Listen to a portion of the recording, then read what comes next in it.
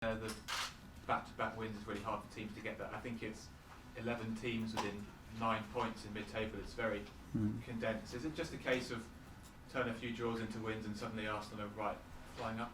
I think if you are able to win 3 or 4 games in a truck, you are right up there. That's the challenge that we have and the challenge that all the teams at the moment are having. You look at the results in the weekend, the amount of draws. You look at yesterday games between Burnley and Leicester and how just a decision changed the whole game. So the margin is not that big, so it's complicated. You have to dominate every aspect of the game. You've only won 2 in 15. You took back 3 or 4 back-to-back wins. It's quite a turnaround to get that on the form at the moment. Absolutely, and that's the challenge. But if we are not able to do that, then the dream of being up there, it's impossible. Are you concerned about missing out on Europe? Obviously, that's the main goal for the club now, to get into Europe again. Absolutely. If Arsenal is not in Europe, it's a big concern for everybody. So, of course. Is that in a way you sort of almost have to forget next season and put all your resources just on finishing this season strong? Yeah, for me there is no.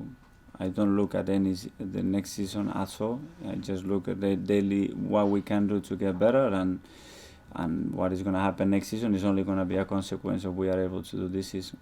Is there an acceptance that, given the number of players that left in the summer, the ones that came in, the change of manager, is there an acceptance? I think some fans would say this feels now like a rebuilding season. Do you accept that at all on your end? I don't have it like this. What I think is going to be very useful is to get a lot of information about what we have, where we are, what we need to improve, and how can we do it.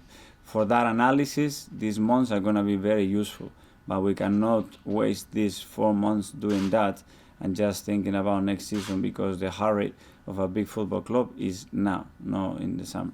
Are you sort of concerned that the possibility of finishing 7th and having to go into the Europa League qualifiers? I'm always positive. I don't want to think about things that I don't like.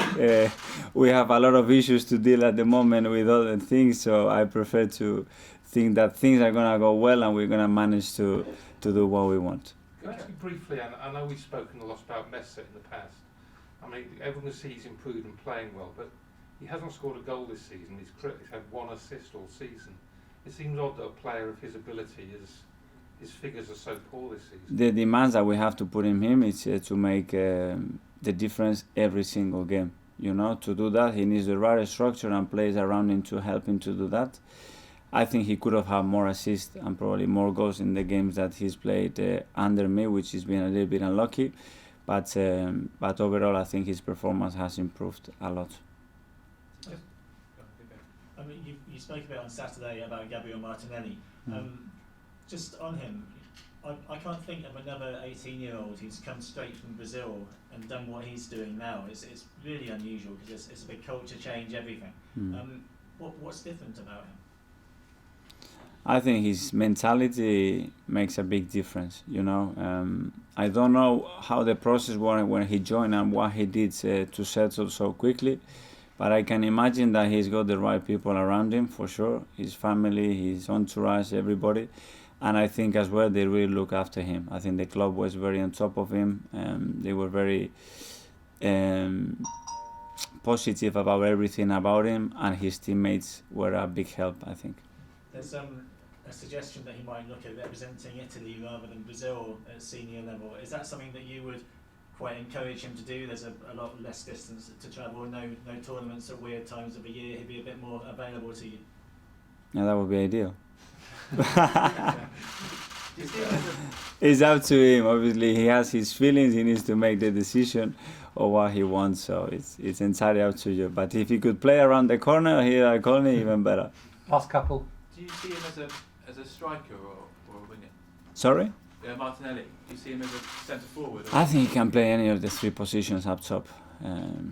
Depending where you ask him to do and the type of movements and position he needs to take, but he could be comfortable. Maybe in the future you could develop as a 9 more, probably yes, but at the moment any of the 3. Gary, you said earlier you want to play your way wherever you go, but Chelsea this season have struggled against teams, Newcastle are another example of it, who sit off them and try and play on the break. Are you tempted to change your approach at all against them, given how they've struggled against that?